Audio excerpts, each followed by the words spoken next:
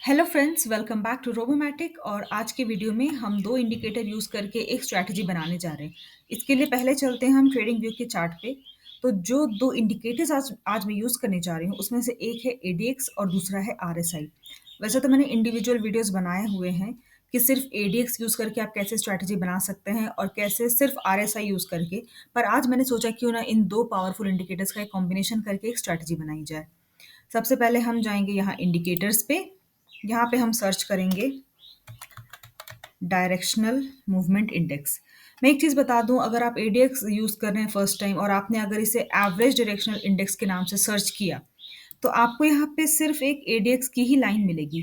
लेकिन अब एडीएक्स जो है वो अकेले काम नहीं करता, इसके साथ होता है दो और कंपोनेंट जो है प्लस डीआई और माइनस डीआई। तो वो आपको सिर्फ एडीएक्स सर्च करने पे नहीं मिलेगा, आपको इंडिकेटर्स में जाके सर्च करना है डायरेक्शनल मूवमेंट इंडेक्स।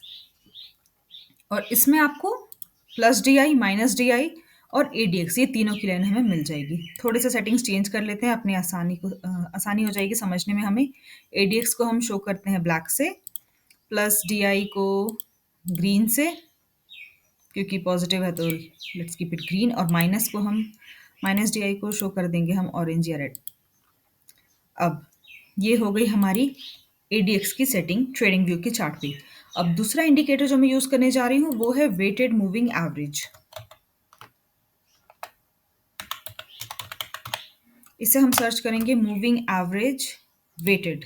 ये देखिए, ये है हमारा WMA, यानी कि वेटेड मूविंग एवरेज, जिसकी सेटिंग्स मैं चेंज कर लेती हूँ। ये मुझे चाहिए 30 का। क्लिक कर देते हैं ओके पे। अब ये जो ADX है ये क्या है? ADX यानी कि एवरेज डायरेक्शनल इंडेक्स, जिसका मेन काम है ट्रेंड के स्ट्रेंथ को आइडेंटिफाई करना। और इसमें है प्लस डी आई और माइनस डी आई। और ये प्लस और माइनस डी आई जो है ये आइडेंटिफाई करते हैं ट्रेंड के डायरेक्शन को। अब जब ये प्लस और माइनस डी आई का क्रॉस ओवर होता है तो ये हमें शो करता है मार्केट के ट्रेंड को, यानी कि या तो मार्केट ऊपर जाएगा या नीचे आएगा। जब plus D I minus D I को नीचे से ऊपर की ओर काटे, ये देखिए क्रॉस ओवर कब कब बन रहा है, यहाँ पे हमें देखना होगा, इस तरह से हमें सर्च करना होगा।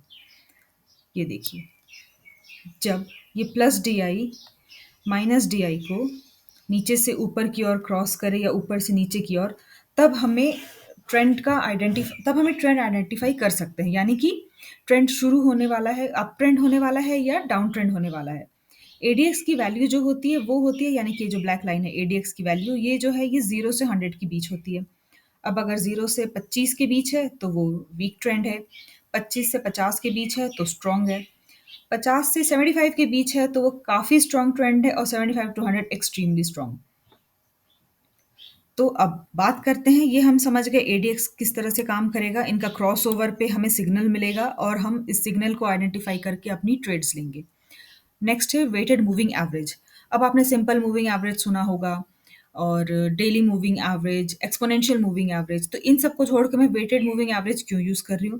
द रीज़न बीइंग कि वेटेड मूविंग एवरेज जो है ये रीसेंट डेटा पे ज़्यादा फोकस करता है, इसका एम्फेसिस ज़्यादा होता है रीसेंट डेटा पे, है ना? और वेटेड मूविंग एवरेज हमें सिंपल मूविंग एवरेज और एक्सपोनेंशियल मूविंग एवरेज के कंपैरिजन में पहले सिग्नल दे देता है।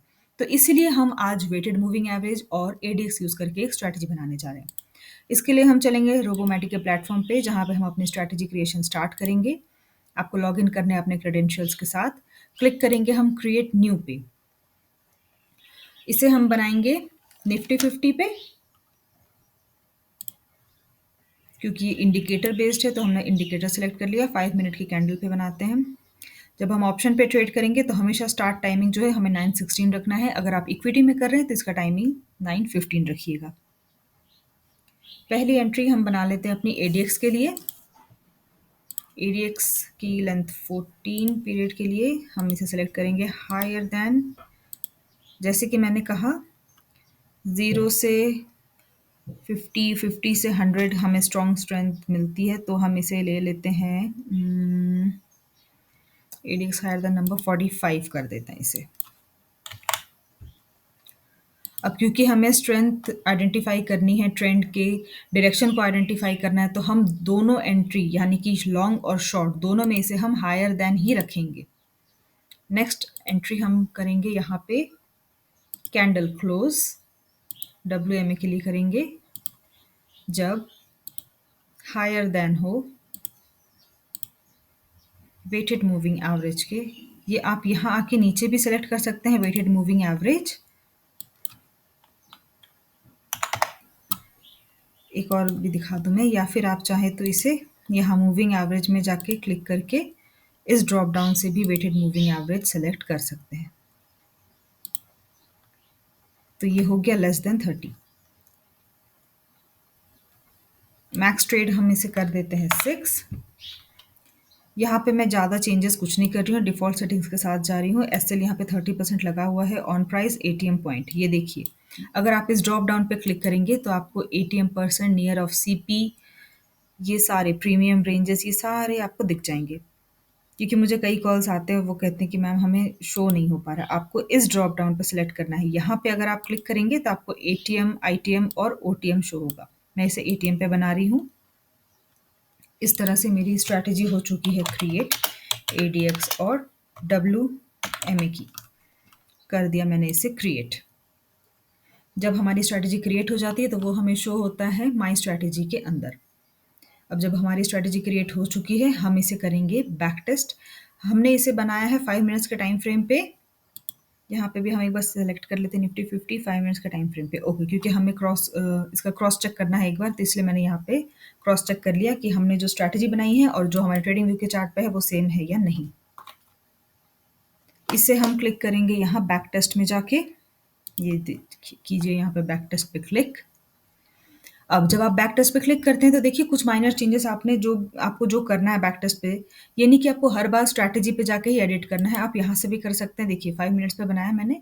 आपको अगर चेक करना है तो आप 10 मिनट भी सिलेक्ट कर सकते हैं, 15, 30, 60, 1 मिनट, 3 मिनट। अभी इसे 5 मिनट पे चेक करते हैं। मैक्स ट्रेड भी आप यहाँ पे चेंज कर सकते हैं बैक टेस्ट के लिए अपने।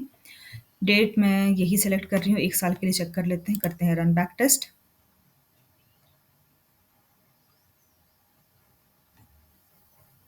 तो देखिए हमें ये रिजल्ट मिला है।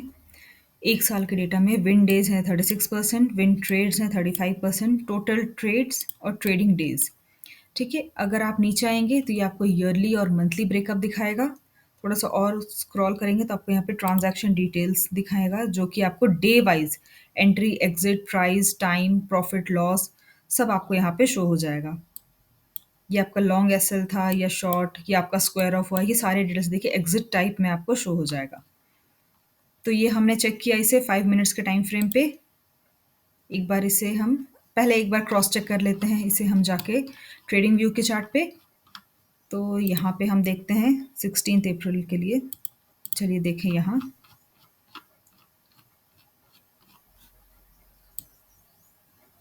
लेटेस्ट ये चेक कर लेते हैं इसका, तो हमें आसानी होगी इसे ढूँढने में भी। ये देखिए, अब हम इसे देखेंगे 16 अप्रैल के लिए। सबसे लेटेस्ट डेटा वही है हमारे पास अवेलेबल। तो इस तरह से हम इसे देखते हैं। 16 का देखिए टाइमिंग क्या है, 9:45 एंट्री और 11:15 पे एग्ज़िट। 9:45 ये जो है, ये देखिए यहाँ पे हमारी एंट्री हुई है 9:45 पे और एग्ज़िट हुई है 11:15 पे।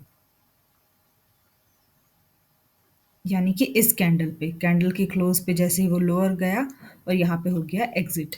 नेक्स्ट एंट्री है इसकी, फिर से इसने 11:15 पे एंट्री ली है और 12:02 पे एग्ज़िट।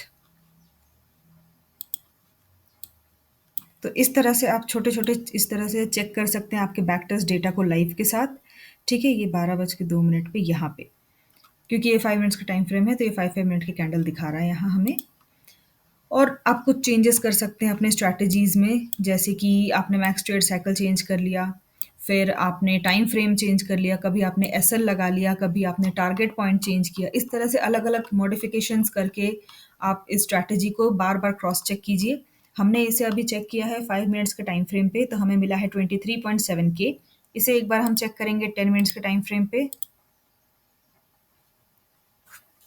तब हमें मिला था 23.7 के।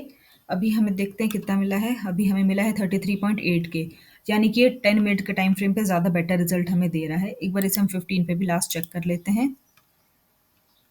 33.8 के और इसमें हमें मिला है 14.8 के, यानी सबसे बेटर रिजल्ट हमें 10 मिनट्स के टाइम फ्रेम पे मिला है। इस तरह से आप अलग-अलग परम्यूटेशन कॉम्बिनेशन लगाइए, अपने स्ट्रैटेजी को बार-बार बैक टेस्ट कीजिए, क्योंकि बैक टेस्ट के बिना स्ट्रैटेजी को डिप्लॉय कर लेना is not recommended. So please definitely आप अपने स्ट्रैटेजीज़ को चेक कीजिए। मैंने डिस्क्रिप्शन बॉक्स में लिंक शेयर किए हुए हैं अपने प्रीवियस वीडियोज़ के, अगर आप न्यू हैं तो आप उन्हें भी एक बार रेफ़र कर सकते हैं।